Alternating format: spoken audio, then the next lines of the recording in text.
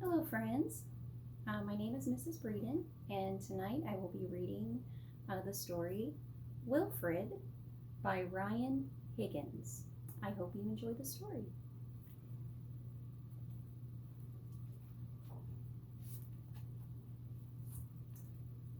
Our story begins in a faraway place where there once lived a lonesome giant named Wilfred.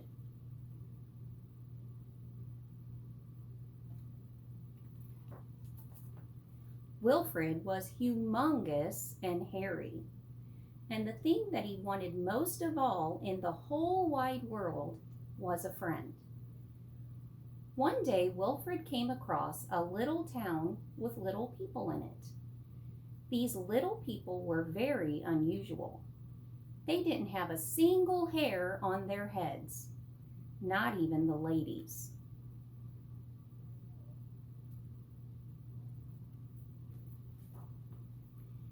In this odd little town, there were little bald children playing.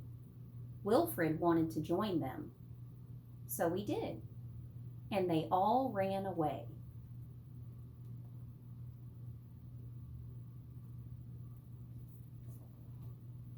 All except one brave little boy who said to the big hairy giant, "Sit." And Wilfred did. Said the boy. "Stand on one foot." And Wilfred did.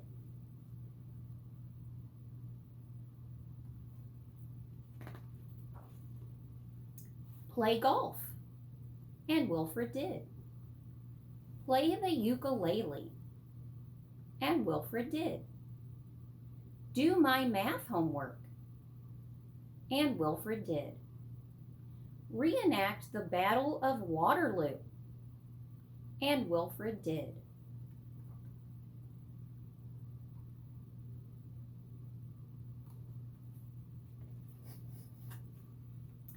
The little boy and the big hairy giant had so much fun that they decided Wilfred would come back the very next day.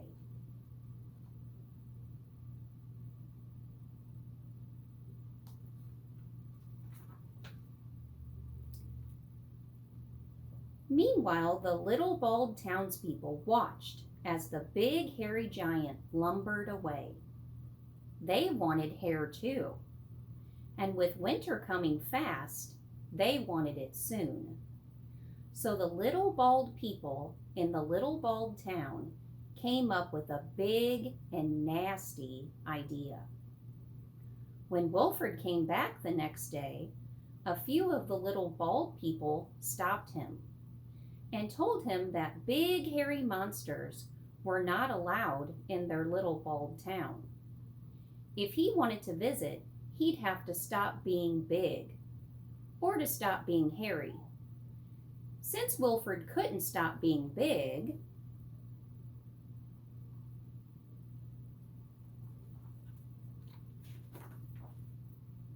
the only thing left for him to do was to stop being hairy. So the little bald people said he should let them cut off his hair. And Wilfred did. Without his hair, poor Wilfred was too cold to play with the little boy. Instead, the big hairless giant went back to his cave.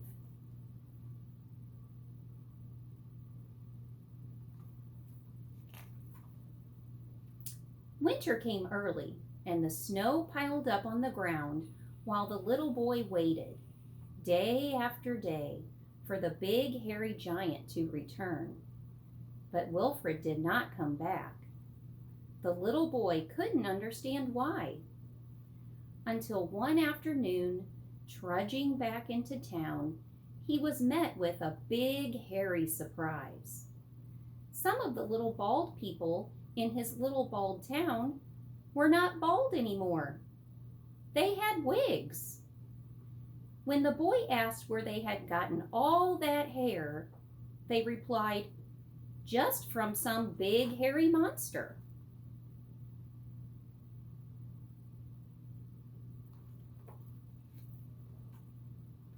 Oh no!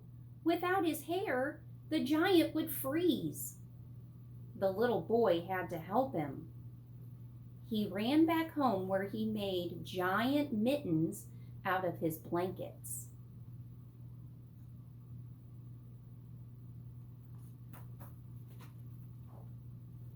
Then the boy went to find Wilfred. That night, a blizzard rolled in with great blustery gusts and tossed the boy about like a little bald snowflake and carried away his giant mittens. In the face of disaster and the danger of frostbite, the boy tried to stay calm.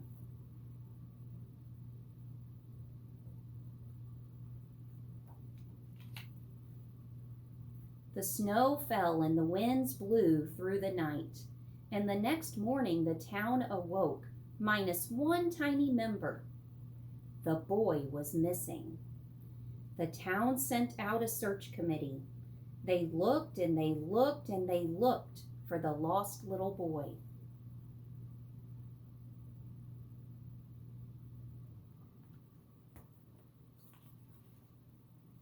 Until at last they found him, safe and warm, because in the night, when the boy was lost, he had shouted, "Please save me!"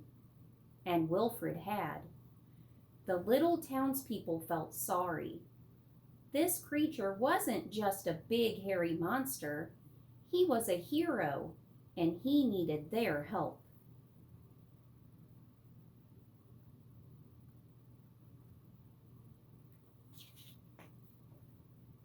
They covered Wilfred in blankets and made a big fire to help keep him warm.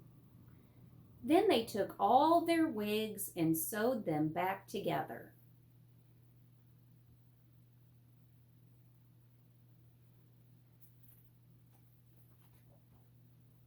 Into a great big hairy suit for Wilfred to wear.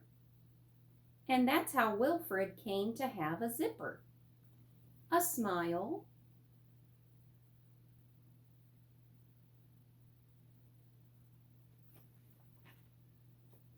and a very best friend.